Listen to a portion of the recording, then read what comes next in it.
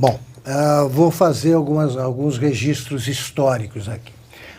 O Brasil, entre 1920 até os anos 80, então, mais precisamente até os anos 70, teve a influência muito forte no Exército da geração dos tenentes dos anos 20, que eram políticos. Eles se uniram num movimento contra o governo Arthur Bernardes e a partir daí surgiu o que se chamou de Partido Verde Oliva. Esse partido era liderado, assim, não era um partido, evidentemente, era um grupo, um movimento, mas os tenentes, eles eram liderados por personagens que eram chamados anfíbios. Eles desempenhavam atividades políticas, como, por exemplo, governavam um estado. Em seguida, reassumiam um comando de tropa. Voltavam à vida política. Faziam esse movimento que confundia tudo porque isso fez com que o Exército interferisse permanentemente na política brasileira, as Forças Armadas. Isso acabou numa decisão muito acertada do presidente Castelo Branco, em 64, ele viu como militar que você não pode ter os anfíbios porque um governador, caso do Cordeiro de Farias, governou Pernambuco, Rio Grande do Sul e neste mesmo período ele comandou tropas da FEB na Itália. Então fica tudo muito confuso. Um político que tem comando de tropa não é bem um político comum. Isso fez com que o Exército fosse se tornando progressivamente profissional nos últimos anos, o que incomoda ao PT, como incomoda a todo partidário de ditadura que sabe que para você garantir o poder total, poder totalitário, você precisa acabar com a independência do Supremo e do Exército.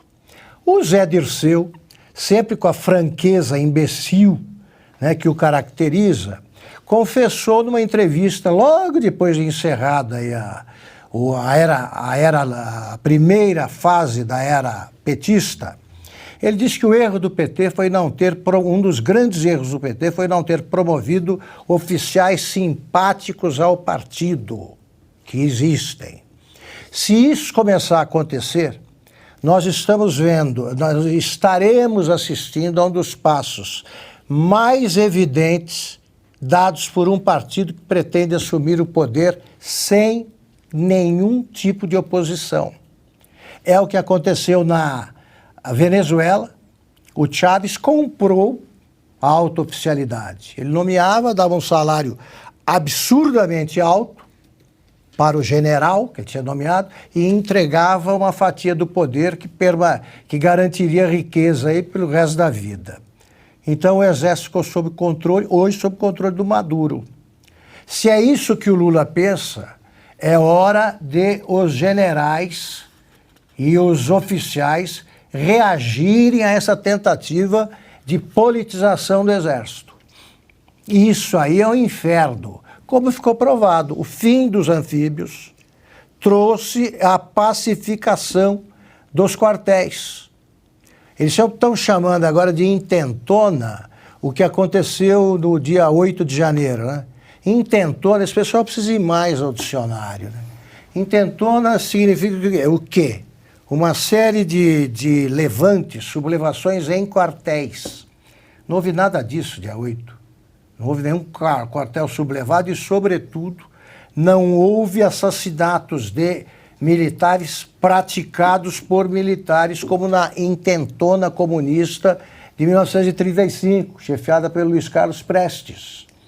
Então, intentona, eles já estão metendo o Exército aí no meio. Não é intentona. O que aconteceu foi uma baderna condenável por todos os aspectos e que precisa ser apurada.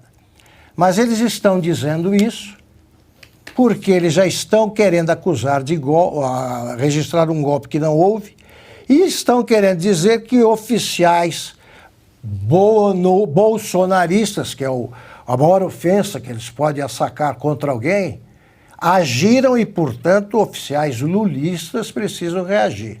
Isso é coisa de golpista.